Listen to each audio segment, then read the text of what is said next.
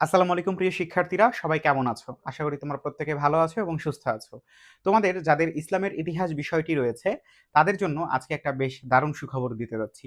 তোমরা যারা খুব অল্প সময়ের মধ্যে এবং খুব দ্রুত সময়ের মধ্যে অল্প কিছু পড়ে তারপরে একটা ভালো নম্বর অর্জন করতে চাও, প্রায় 75% এর বেশি নম্বর যদি অর্জন করতে চাও, তোমাদের জন্য আজকের আমাদের এই শর্ট সাজেশন। এই সাজেশনের মাধ্যমে আমরা তোমাদেরকে নিশ্চিত করে বলতে পারি, তুমি যদি এটা খুব ভালো করে পড়ো এবং সৃজনশীল এমসিকিউ গুলো যথাযথভাবে আয়ত্ত করতে পারো, তোমার জন্য 75+ মার্কস অবশ্যই নিশ্চিত থাকবে। তো দেখা যাক আমরা এখানে তোমাদের জন্য কি রেখেছি। আমাদের অ্যানালাইসিস অনুযায়ী আমরা যেটা পেয়েছি যে আমাদের প্রথম পত্রের এই 3টা অধ্যায়, অর্থাৎ প্রাক ইসলামী আরব, হযরত মুহাম্মদ সাল্লাল্লাহু আলাইহি সাল্লাম অর্থাৎ 570 খ্রিস্টাব্দ থেকে 632 খ্রিস্টাব্দ এবং খুলাফায়ে রাশিদিনের যে আমল, এই 3টা অধ্যায় আমরা যদি ভালোভাবে পড়ি তাহলে আমরা মোটামুটি 75+ নাম্বার অর্জন করতে পারবো। তো আমরা তো শুধুমাত্র অধ্যায় বলবো না, এর সাথে অ্যানালাইসিস করে আমরা যে টপিকগুলো পেয়েছি সেগুলো একটু তোমাদের সামনে উপস্থাপন করছি।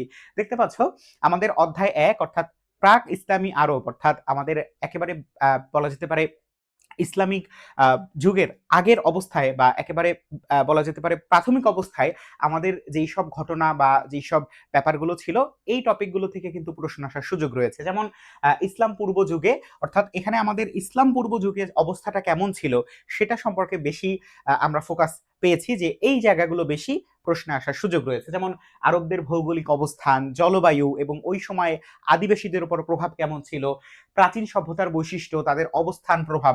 অর্থাৎ দেখা যাচ্ছে অ্যানালাইসিস করলে মোটামুটি আমরা এই 2টা টপিক খুব বেশি ভালো পাচ্ছি।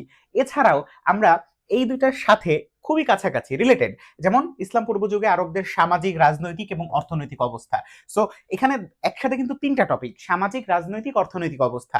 তোমাকে জিজ্ঞেস করতে পারে সামাজিক অবস্থা বর্ণনা করো, অথবা রাজনৈতিক অবস্থা বর্ণনা করো, অথবা অর্থনৈতিক। সো যেহেতু এটা ইসলাম এর ইতিহাস, আমার মনে হয় তোমাদের পরীক্ষায় এই যে সামাজিক অবস্থা, এটা শতভাগ নিশ্চিত, আমি বলতে পারি যে এটা শতভাগ নিশ্চিত যে এটা তোমার পরীক্ষায় চলে আসবে। কেন? কারণ ওই সময়ের আমরা দেখতে পাই যে আমাদের যে কোনো ক্ষেত্রেই আমাদের আরবদের সামাজিক অবস্থাটা বর্ণনা করা হতো সব থেকে বেশি, যে কোনো কিছুর সাথে কম্পারিজনের জন্য। সো এটা খুবই বেসিক একটা সেন্স যে আমাদের এই মানে প্রশ্নটা বেশি আসার সুযোগ রয়েছে।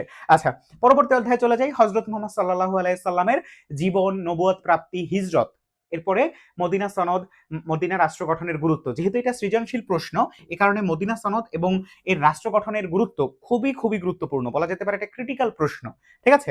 এরপরে আমাদের ইসলামের প্রাথমিক যুদ্ধ, বদর যুদ্ধ, খন্দকের যুদ্ধ অথবা উহুদ যুদ্ধ, এরপর আমাদের হুদাইবিয়ার সন্ধি, মক্কা বিজয়। এই যে সন্ধিগুলো, এই সন্ধিগুলো কিন্তু ইসলামের ইতিহাসে নবী করিম সাল্লাল্লাহু আলাইহি সাল্লামের যে বলা যেতে পারে সর্বোত্তম জ্ঞান এবং আল্লাহর প্রেরিত যেই জ্ঞান ব্যবহার করে তিনি এত সুন্দর সন্ধি সাধন করেছেন, এত সুন্দর শান্তি স্থাপন করেছেন, এগুলো কিন্তু আমাদের শুধুমাত্র অ্যাজ এ পরীক্ষার্থী হিসেবে না, অ্যাজ এ মানুষ হিসেবে, মুসলিম হিসেবেও জানা দরকার। সো এই জায়গাগুলো কিন্তু খুবই বলা যেতে পারে ভাইটাল, তোমাকে জানতে হবে এবং পরীক্ষায় পারতেও হবে। এরপর দেখো বিদায় হজের ভাষণ, এবং এটা তো বোঝাই যায় যে আমাদের মদিনা সনদ এবং বিদায় হজের ভাষণ আমাদের সৃজনশীলে খুবই গুরুত্বপূর্ণ এবং এটা আসবেই এমন একটা প্রশ্ন। আচ্ছা, এরপরে হচ্ছে খুলাফায়ে রাশিদিন। খুলাফায়ে রাশিদিনের তথ্য সম্পর্কে আমাদের তো জানতেই হবে, যে খিলাফত প্রতিষ্ঠা। যদিও আমার মনে হয় বর্তমান বাস্তবতায় খিলাফত প্রতিষ্ঠা থেকে খুব একটা বেশি প্রশ্ন আসার সুযোগ নাই, কারণ এটা লিখলে তো ভালো কথাই লিখতে হবে, তখন হয়তো বা গরমিল হয়ে যেতে পারে বর্তমান অবস্থার সাথে। সো খিলাফত প্রতিষ্ঠা তবুও আমরা পড়বো। খুলাফায়ে রাশিদিন যারা ছিলেন আমাদের 4 জনের মধ্যে, আমাদের ওমর রাদিয়াল্লাহু তাআলা, ওসমান রাদিয়াল্লাহু তাআলা, এদের যে শাসন ব্যবস্থা সেটা খুব গুরুত্বপূর্ণ। সো তোমরা যদি পড়তে চাও এটা খুব ভালো করে পড়বা। এবং খলিফাদের জীবন ও চরিত্র, এগুলো আমাদের দেখা যাচ্ছে বর্ণনামূলক প্রশ্নের জন্য খুব ভালো। যে ধরো এমন কিছু প্রশ্ন থাকবে যে তোমার একজন কোনো শাসকের কথা বলা আছে, যে এই শাসকের সম্পর্কে তার কিছু তথ্য দেওয়া আছে। এবার তোমাকে প্রশ্ন করা হবে যে এটা এই শাসকের যে অবস্থা বা তার সামাজিক প্রেক্ষাপট, রাজনৈতিক প্রেক্ষাপট, এটা কোন খোলাফায়ে রাশিদিনের সাথে রিলেটেড বা কোন খোলাফায়ে রাশিদিনের সাথে সম্পর্কযুক্ত, ব্যাখ্যা করো। সো বুঝতেই পারছো যে আমি যদি যথাযথ ব্যাখ্যা না জানি তাহলে কিন্তু আমি এটার উত্তর করতে পারবো না। সো এটা মাথায় রাখতে হবে। ঠিক আছে? আচ্ছা, এবারে চলে আসো দ্বিতীয় পত্রে। দ্বিতীয় পত্রের গুরুত্বপূর্ণ যে 3টা অধ্যায়, যে ভারতে মুসলিম শাসন প্রতিষ্ঠা, দিল্লি সুলতানাত যুগ এবং ভারত উপমহাদেশে মুঘল শাসন। ঠিক আছে? এটা যখন লিখবা তখন অবশ্যই একেবারে মনের মাধুরী মিশিয়ে লিখবা। ঠিক আছে? ভারতকে একদম কোণঠাসা করে লিখবা। ঠিক আছে?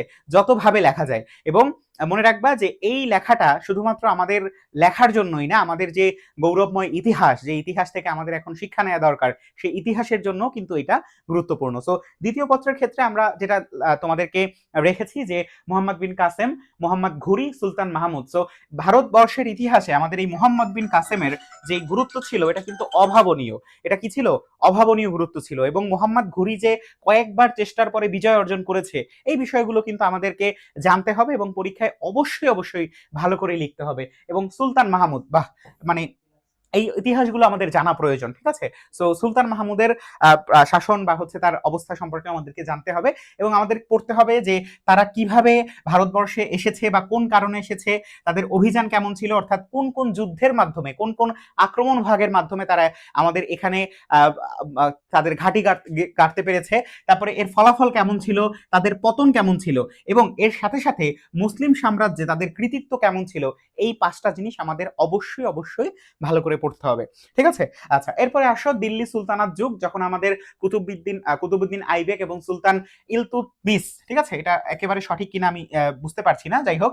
সো এই দুইজন সম্পর্কে জানতে হবে, সুলতানা রাজিয়া এবং গিয়াসউদ্দিন বলবন, ওনাদের সম্পর্কে আমরা ভালো একটা তথ্য জানবো, এবং আলাউদ্দিন খালজি এর অর্থনৈতিক সংস্কার। তো এই যে সংস্কার বা সামাজিক প্রেক্ষাপট, বারবার বলছি যে সামাজিক প্রেক্ষাপট আমাদের ইসলামের ইতিহাসের জন্য খুবই গুরুত্বপূর্ণ। সো এই ব্যাপারগুলো একটু ভালো করে খেয়াল রেখে পড়তে হবে। এরপরে অধ্যায় 3, ভারত উপমহাদেশে মুঘল শাসন প্রতিষ্ঠা। এবং এখানে সবসময় মাথায় রাখতে হবে যে এই যে কোনো কিছুর শাসন প্রতিষ্ঠার ক্ষেত্রে আমাদের সালের ব্যাপারটা, সাল, ঠিক আছে, সাল ব্যাপারটা অত্যন্ত গুরুত্বপূর্ণ। সাল কথাটা যত আমরা উল্লেখ করতে পারবো বা কোন একটা রেঞ্জ যত উল্লেখ করতে পারবো, আমাদের নম্বর বেশি পাওয়ার সুযোগ তত বেশি থাকবে। তো মুঘল শাসন প্রতিষ্ঠা 1526 থেকে পানিপথের প্রথম যুদ্ধ, এই বর্ণনাটা আমাদের জানতে হবে।